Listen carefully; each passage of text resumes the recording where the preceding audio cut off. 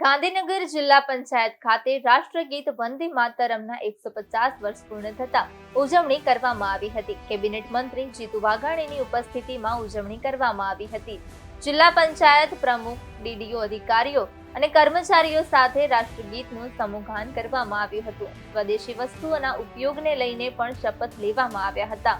વંદે માતરમ ગાનના 150 વર્ષ પૂર્ણ થવાના આ ગૌરવમય અવસરની ઉજવણી રાજ્યમાં જિલ્લા મથકો, નગરો, ગામોમાં પણ મંત્રીઓ અને પદાધિકારીઓની ઉપસ્થિતિમાં જનભાગીદારીથી કરવામાં આવી હતી।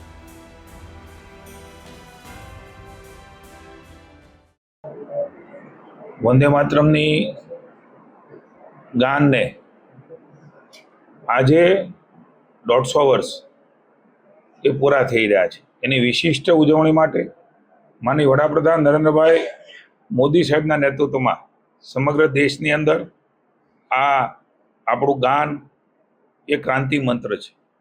140 કરોડ દેશવાસીઓને વંદે માતરમ ગાનથી એ વખતની આપણી ક્રાંતિ, માતૃભૂમિ માટેનો આપણો ભાવ, એમના માટેની વંદના અને દેશની માટી માટેની વંદના કરવા માટે થઈ અને પ્રેરણા આપતું આપણું ગીત એ આપણે સૌ જાણીએ છીએ પ્રમાણે બંગાળના જાણીતા સાહિત્યકાર બંકિમચંદ્ર ચટ્ટોપાધ્યાયજીએ મૂળ સંસ્કૃતને થોડું બંગાળી એટલે કે 7 નવેમ્બર 1875 એ પૂર્ણ થયું। બંગાળ વિભાજન 1905 વખતે આ વંદે માતરમ રાષ્ટ્રીયતાના મંત્ર તરીકે ગુંજ્યું।